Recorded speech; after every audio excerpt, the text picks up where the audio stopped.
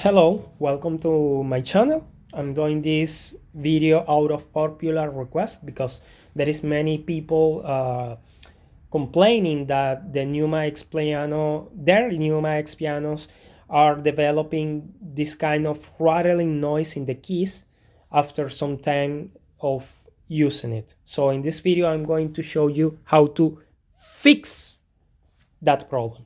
And I say fix because there is nothing to fix in that Keybed.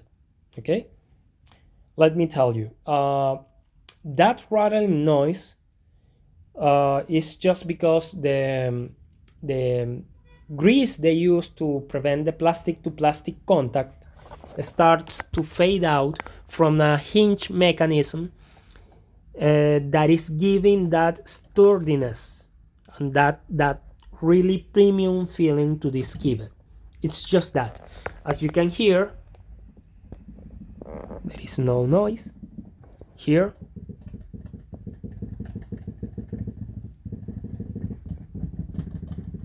There is a lot of noise, okay, but it's just that. So if you can live with the noise, if your obsessive compulsive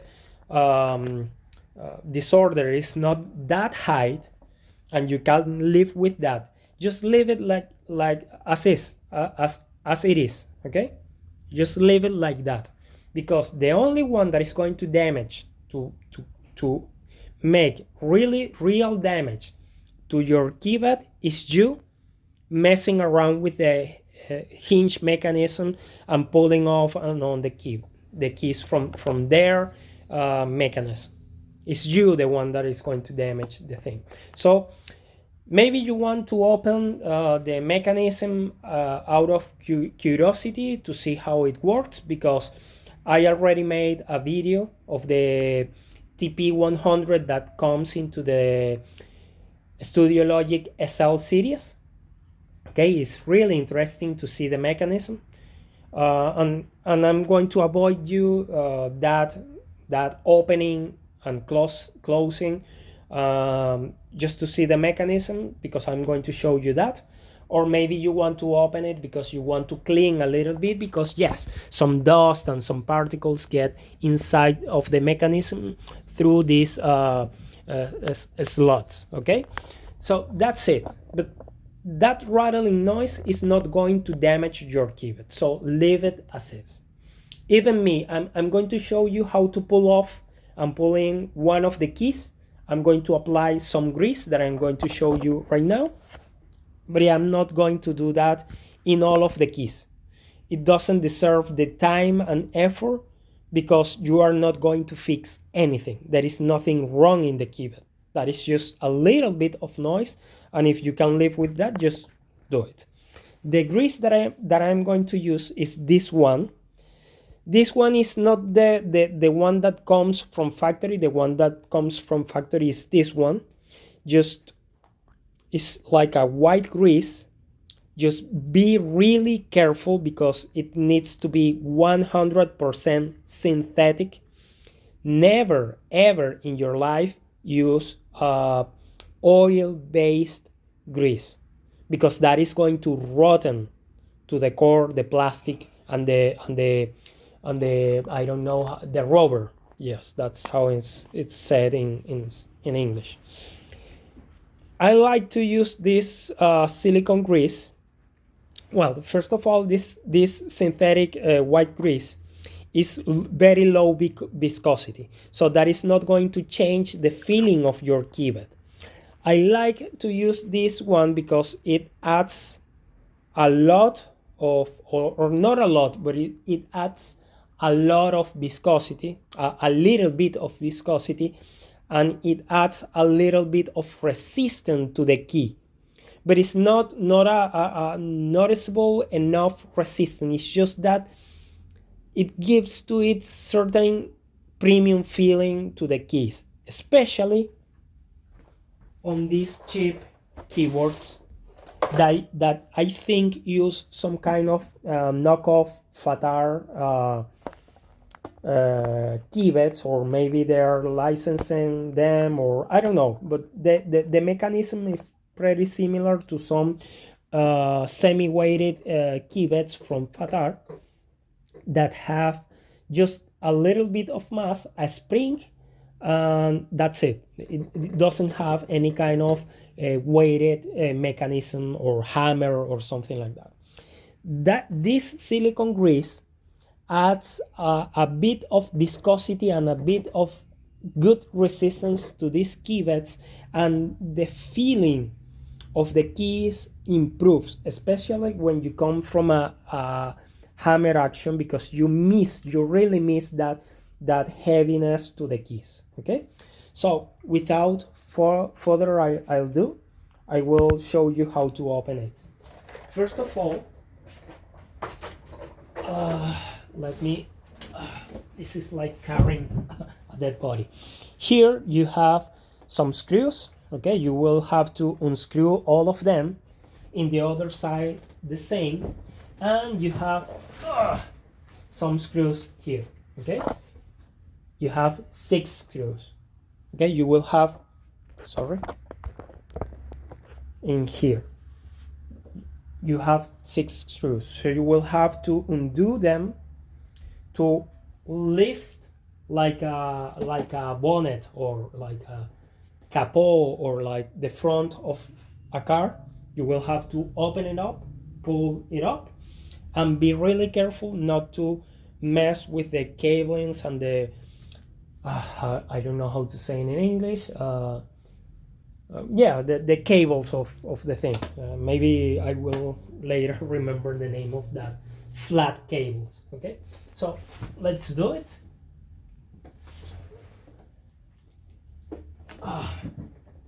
Okay, let me see if this is in frame. Yes, it is.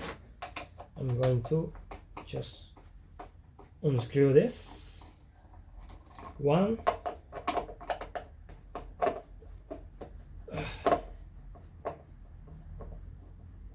2,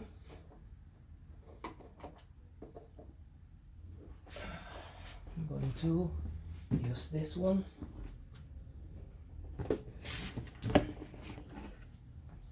Okay, 3,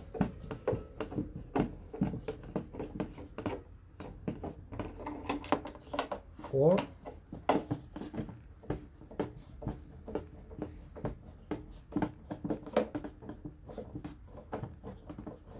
and I'm going to leave, by now I'm going to leave on this one because I don't want this to pull off while I'm manipulating the keybed. Okay, just for the camera. If you have this on a flat desk or something like that, it needs to be a sturdy desk because this thing weighs around 10 kilos, and the bigger one, the 88, weighs around 14 kilos. So don't use any kind of glass desk or something like that. Okay, so I'm going to go to the other side, do the same. Yeah, yeah. It's like carrying, I don't know. Okay, 1,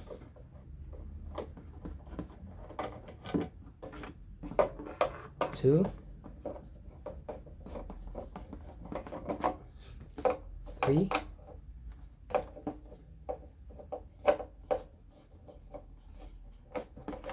and 4. Notice that on that side there are 6 screws, and in this side there are only 5 screws. Okay, I'm going to leave this one to prevent this to opening while I'm manipulating the thing. Okay.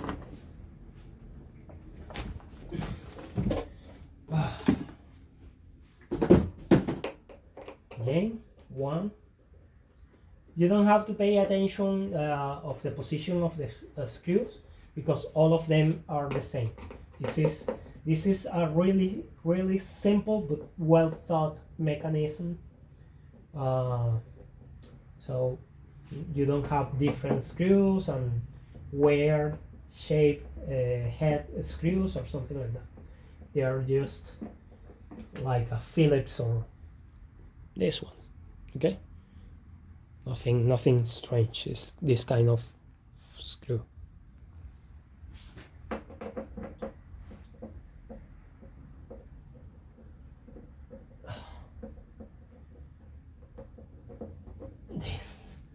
This position is not easy.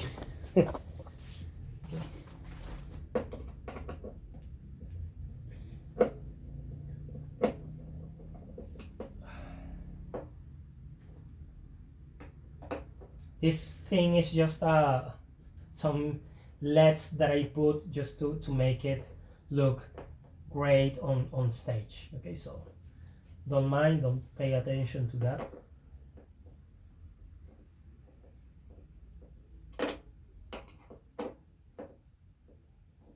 So now I'm going to screw the last two side screws. Okay. This one.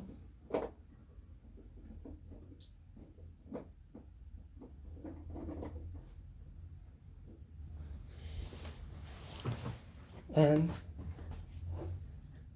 this one.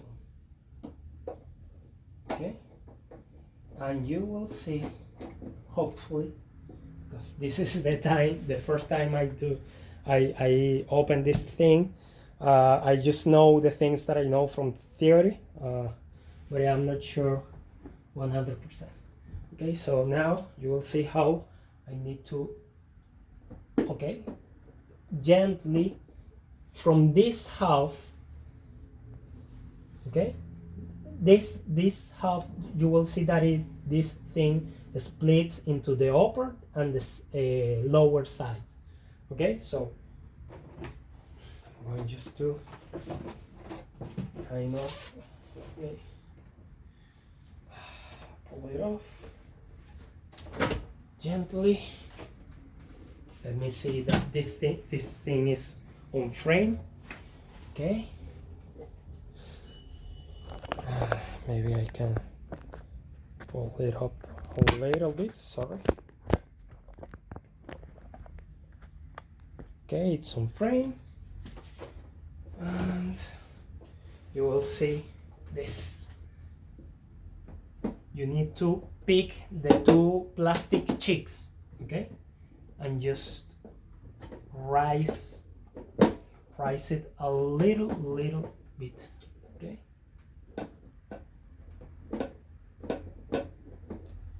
okay, let's look a little bit under the hood. There is nothing preventing the open up, but I am not quite sure. I need to be firm. Okay, listening. Okay, there are some kind two small, like, it's not silicone, but they are kind of sticky pads inside of the plastic that are preventing the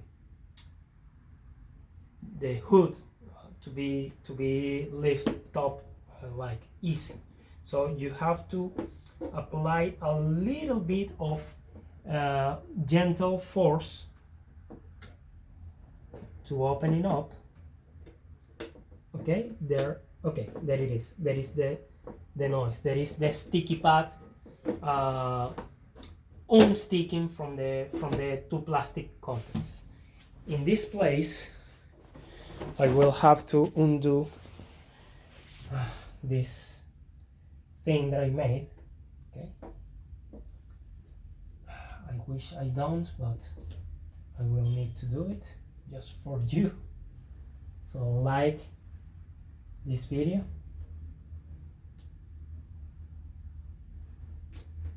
Okay, and that's enough. So I will need to apply some gentle force, some up force, without bringing it with me, because there are cables that connect the screen. So I'm going to turn it around for you to see how it comes loose. Okay, let me see this in frame. Okay, a little bit here. Okay, so there you have it. Okay, so here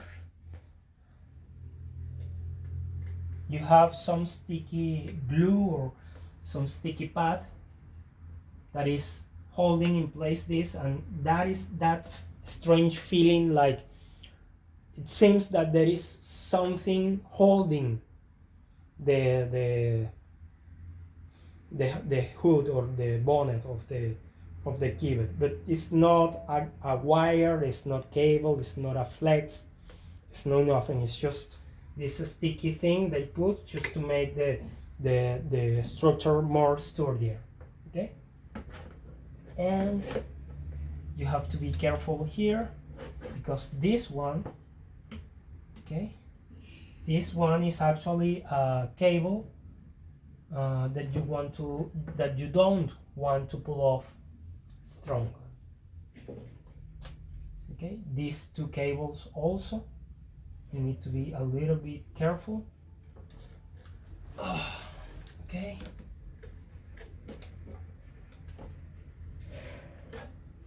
just like that. Okay, that's enough. Okay, this mechanism became loose. This wire, you can loosen it up. No issues. And okay, anything else? This one is getting me worried. You can just pull it off. Okay, you can just pull it off. These are getting too much pressure. You can pull them back, pull it back, and there it is, separated. You can, I think you can pull this one off. I'm not sure. This is the grounding. Maybe just with force. Yes, with force you can pull it off, and there it is, the two sides. Okay, and ta-da! This is the mechanism. As you can compare to the mechanism of the TP100, these weights seem to weight a little bit less. Okay, I'm going to put this on the side. Okay, this is the mechanism. Really cool.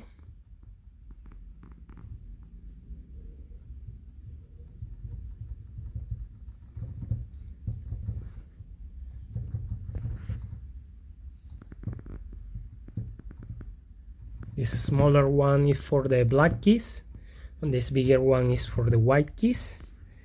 And that's it.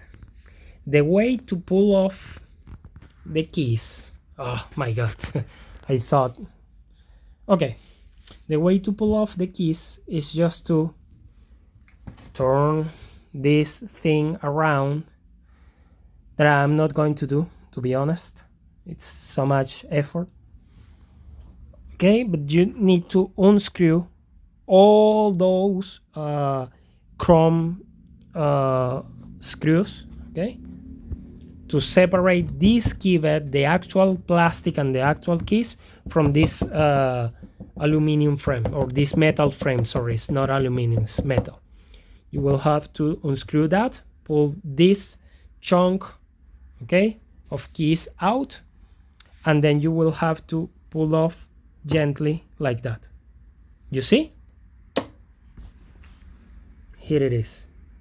You do this, you grab the key back here, you pull this one down, you touch this or grab this key, and you gently pull back, applying enough force, and it's out. Okay, here is the plastic hinge for the hammer. Just make sure to make a backwards movement enough once you have this keybed out, and that's it. You don't need to apply any strange or any extreme force. It's just really simple. You just need to put in place. You just put this thing here, in front of the mechanism, and you just pull in. That's it. It's fairly simple. And sorry, I am not going to take the trouble to undo and unscrew everything just to put it back again just for you, because I have no issues with the noise. The rattling noise you hear comes from here, from this part, okay? And that part, as you can see there, is the little there they are. You see that white thing on top of here? You see this, maybe with a screw? You see this on top? That is the white grease that starts to fade out from the sides, and when you touch the key, these white hinges start to make contact with that little side or like that column, okay? And that is what is making the noise, and that is not going to damage anything of this, okay? As you can see here, here's the mechanism. In the TP100, these little weights are upside, are like this instead of this. They are these ones are 90 degrees, and maybe the TP100 is a little bit longer, like from here, okay, if I remember correctly. And that's it. It seems that there is no big difference. Maybe the distances, they change the distance. That is going to change how the key feels, but anything other than that, there is no real or substantial huge change from both. What it does indeed is to improve like tenfold the feeling that you have when you play the keys, okay? So again, to pull this inside, you just press this, and there is. It's a really, the genius of this mechanism is that it's really simple but really functional. There are not overcomplicated things. It's fairly simple. It's very elegant. It's a really elegant solution. Just to put the final nail on the coffin, I just hope that Studio Logic sometime put the same effort they put into making these keybeds into the firmware of that thing. Oh, by the way, this is how it looks. The board is really elegant. The hardware side is really good. The part that I am not that happy is the software, the firmware. I just hope they, at least in the next iteration, they improve things, okay? These empty sockets are very interesting. I would love to know what they do or what we could do with them. Maybe expansion or something like that, I don't know. But I don't see, like right now, what we can do with them. This is the CPU. I'm not going to touch that much because I don't want to ruin it. Yeah, that's it. Fairly simple. To put it back, you just need to, I'm going to put this back again in the cell phone holder. Just make sure you have all of the contacts. The only hardware thing that needs to be a little bit improved is this aftertouch connector. So please, Studio Logic, take note. I don't like, from the hardware perspective, how it is implemented. Is really loose, and the way wiring is used really poor. I don't like. Other than that, it's excellent hardware. Very sturdy, very simple, very elegant. I just would love to I don't know, maybe this, I don't know, in the SL controllers, you were able to pull this off separately from this and this, so you could put the side plastics off without taking apart the whole thing. Right now you have to unscrew these screws here, and then you will need to open everything just to undo these screws here, and just to take a look inside. Well, I'm going to put it back together. Just connect this thing here. Just bring it as near as possible. I'm going to connect this thing here. It's kind of complicated to do it without interfering with the camera.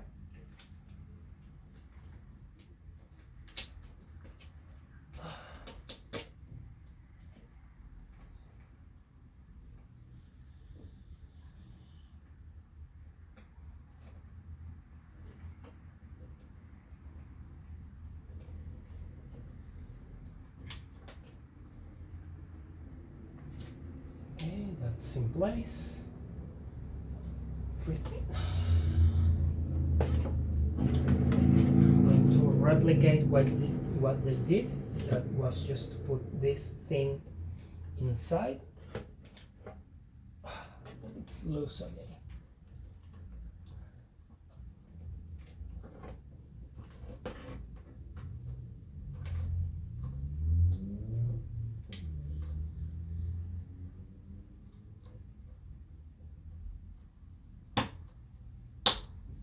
This goes inside this kind of, I don't know, it's a channel or something like that. Oh, it's not easy to be in this position. Okay, I'm going to the other side.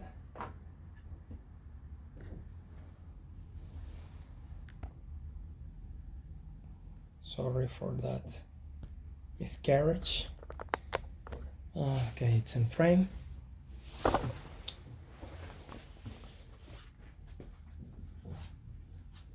You just need to make sure that this thing here is not loose, because you can easily pull it off.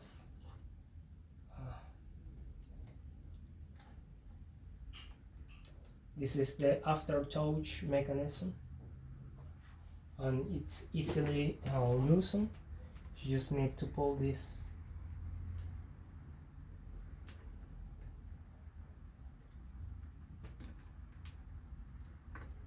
Okay, just a little bit of force from the back.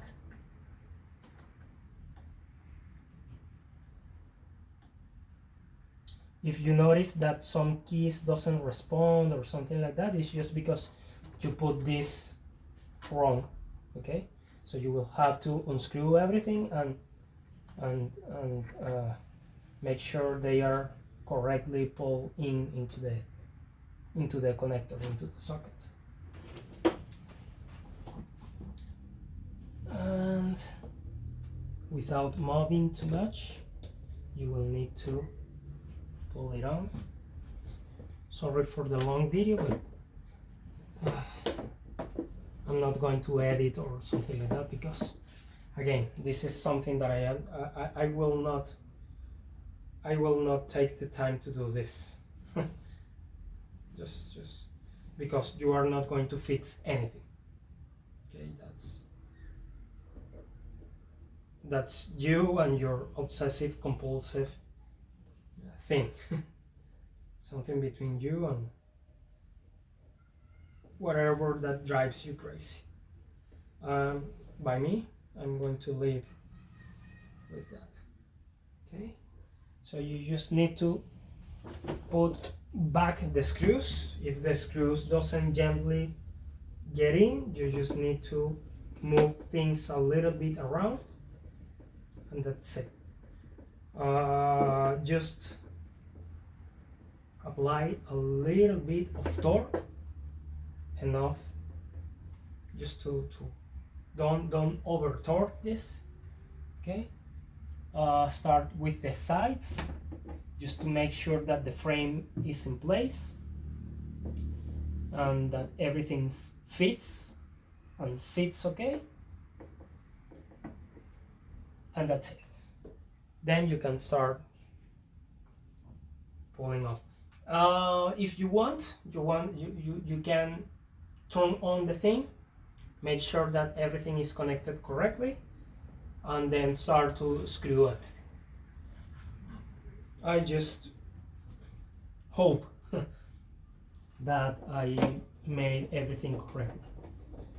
Okay, I don't have enough time to spare to